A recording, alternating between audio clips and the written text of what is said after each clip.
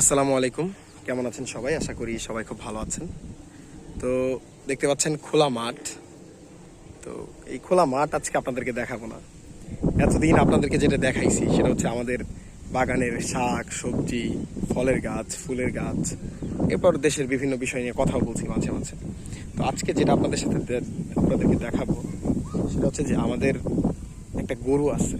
সেই গরুটা আপনাদেরকে কখনো দেখানো হয় নাই, তাই আজকে দেখানোর জন্য নিয়ে আসলাম। তো এই যে আম্মু দুপুরবেলা হচ্ছে ওরা ফ্যান খাওয়ানোর জন্য নিয়ে আসছে, তো সেই জন্য ভাবলাম যে ভিডিও করি। তো গরুর ভিডিওটা আগেই করতাম, কিন্তু মানে সময় হয়ে ওঠে না।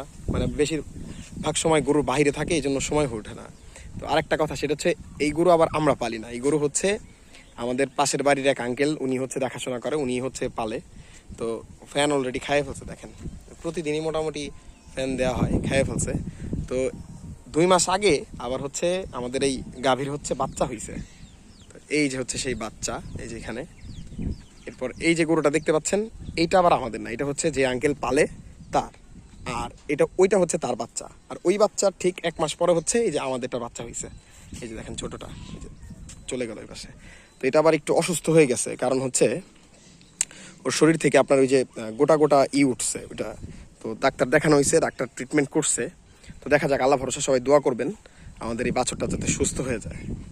তো আরও কিছু বিষয় আপনাদেরকে দেখাই। এই যে এই এই যে গরুটা, এই যে গাভীটা, এটারও হচ্ছে আপনার একই সমস্যা হয়েছিল। ওই দেখেন ছোট ছোট গোটা উঠছিল এটার শরীর। আমি একটু কাছ থেকে দেখাই। এই যে দেখেন, এটার উঠছিল, কিন্তু পরবর্তীতে এটা সুস্থ হয়ে গেছে। তো সুস্থ হয়েছে, এবং সুস্থ হওয়ার পরে আবার ওই যে বাচ্চাটাও হয়েছে মাশাল্লাহ। কিন্তু আমাদেরটার আবার হয়েছে। তো দেখা যাক, আল্লাহ ভরসা। হ্যাঁ, আল্লাহ যা চায় তাই হবে, সবাই একটু দোয়া করবেন।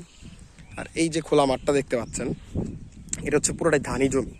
এই যে পুরোটাই ধানি জমি, এবং এটা একজনেরই জমি, তবে এখানে অনেকেই চাষাবাদ করে এখন। তো জমির ওই পাশটাতে আপনাদেরকে একটা জিনিস দেখাই, সেটা হচ্ছে ধানের চারা। অনেকেই হয়তো আমার ভিডিও দেশের বাহির থেকেও দেখেন, আবার ইন্ডিয়া থেকে দেখেন। যারা ইন্ডিয়া থেকে দেখেন তাদের জন্য এটা ভালো হয় যে বাংলাদেশে কীভাবে চাষাবাদ করা হয়, এই জিনিসটা সম্পর্কে আপনাদের একটা আইডিয়া হবে। তো এখান থেকে এই যে দেখেন, এখানে আসলে আমাদের ধানের জন্য আপনার চারা রোপণ করা হয়েছে। মানে এটা বলতে পারেন এক ধরনের বীজতলা আর কি।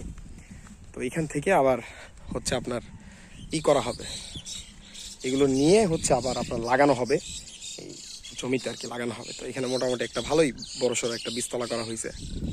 আর এই পাশে দেখতে পাচ্ছেন, এই পাশে পুরোটা এক সময় হচ্ছে একটা পুষ্কুনি ছিল বলতে পারেন, পুষ্কুনি বা একটা পুকুর টাইপের বা একটা জলাশয় ছিল।